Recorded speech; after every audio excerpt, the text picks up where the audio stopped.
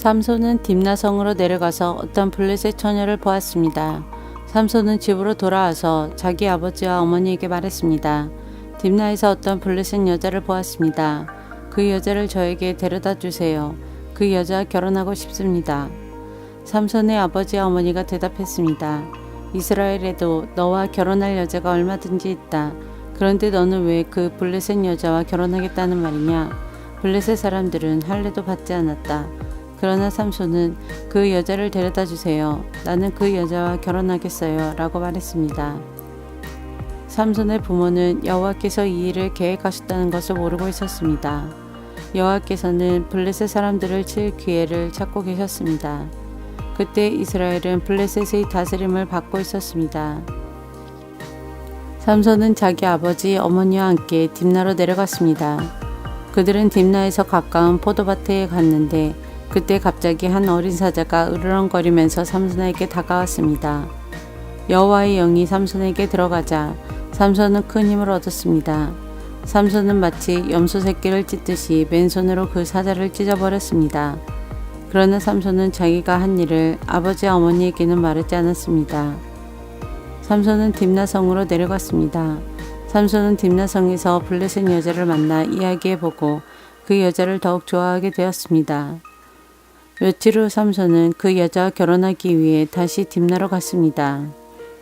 딥나로 가는 길에 삼손은 자기가 죽인 사자가 놓여 있는 곳으로 가 보았습니다. 사자의 몸속에는 벌떼가 있었습니다. 그 벌떼는 꿀을 만들고 있었습니다. 삼손은 손으로 꿀을 떼어내어 걸어가면서 먹었습니다. 삼손이 자기 부모에게 그 꿀을 드려서 그들도 꿀을 먹었습니다. 그러나 삼손은 그 꿀이 죽은 사자의 몸에서 떼어낸 것이라는 말은 하지 않았습니다. 삼손의 아버지는 블레셋 여자를 보러 내려갔습니다. 그때는 신랑이 아내가 될 처녀의 동네에서 잔치를 베푸는 것이 관례였으므로 삼손은 거기에서 잔치를 베풀었습니다. 사람들은 삼손에게 30명의 젊은이를 보내 그와 즐겁게 지내도록 했습니다. 그때 삼손이 블레셋 사람 30명에게 말했습니다. 내가 수수께끼를 하나 내겠소.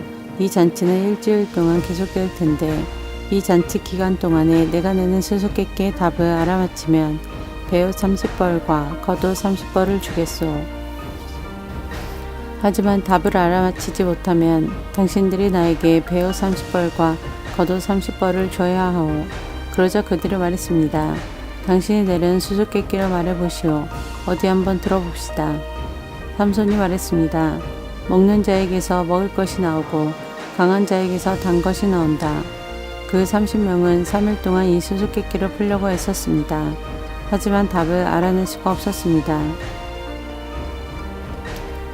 4일째 되는 날 그들은 삼손의 아내에게 가서 말했습니다. 너는 우리를 가난하게 하려고 이것에 초대했느냐? 내 남편을 깨워서 그 수수께끼의 답을 우리에게 알려다오. 만약 알려주지 않으면 너와 내 아버지의 집에 있는 것을 다 불태워 버릴 것이다. 그래서 삼손의 아내는 삼손에게 가 울면서 말했습니다. 당신은 나를 미워하는 것 같아요. 당신은 나를 진정으로 사랑하지 않아요. 내 백성에게 수수께끼를 내놓고는 나에게는 왜 그 답을 가르쳐주지 않죠? 삼손이 말했습니다. 나는 내 아버지와 어머니에게도 답을 가르쳐드리지 않았소. 그런데 내가 왜 당신에게 가르쳐주겠소? 삼손의 아내는 나머지 잔칫날 동안 계속 울며 졸라댔습니다. 그래서 삼손은 7일째 되는 날 마침내 답을 가르쳐주고 말았습니다. 그것은 그동안 그의 아내가 계속 귀찮게 굴었기 때문입니다. 그러자 삼손의 아내는 자기 백성에게 그 수수께끼의 답을 가르쳐 주었습니다.